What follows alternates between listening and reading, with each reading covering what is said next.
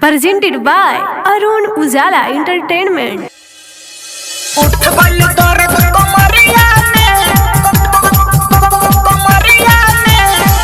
pilo रबू ढोड़िया में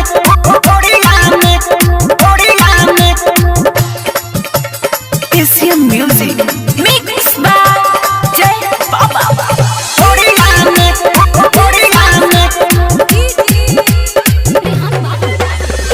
pilo रबू ढोड़िया में उठ गइल दर्द कमरिया में फुपाइया रबू ढोड़िया में अरे फुपाइया रबू ढोड़िया में बोल्हा बोल्हा के ले गइल राजा हाँ बोल्हा बोल्हा के ले गइल राजा हमके अन्हार घर कोठरिया में उठ गइल दर्द कमरिया में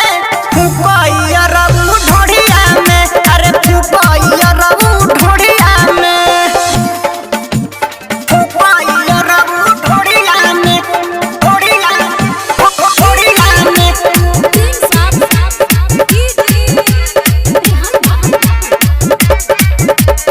एशियन म्यूजिक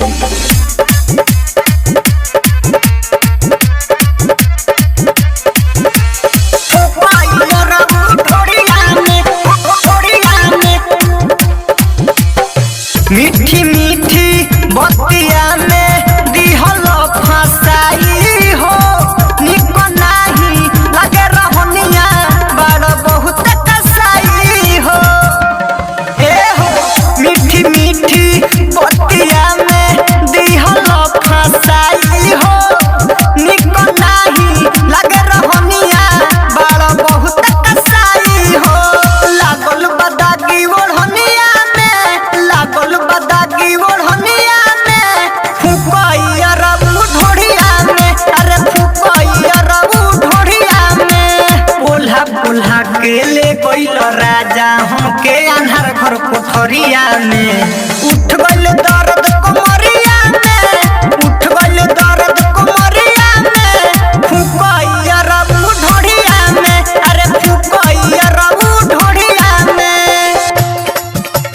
फुपाइया रबू ढोड़िया में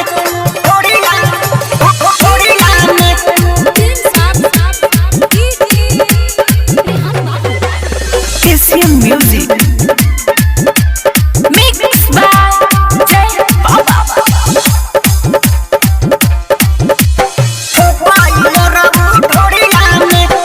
उठल बैठल जाला नाही प्रिंस अरुण उजाला हो राइटर हरे राम मनल नाही तू दिहल ताला हो माई रे उठल बैठल जाला नाही प्रिंस अरुण उजाला हो सुबोध जय बाबा मनल नाही तू दिहल ताला हो रबड़ी ले दहिया बोरिया में फुपाइया रबू ढोड़िया में अरे फुपाइया रबू ढोड़िया में बोल्हा बोल्हा के ले गइल राजा हमके अन्हार घर कोठरिया में उठ गइल दर्द कमरिया में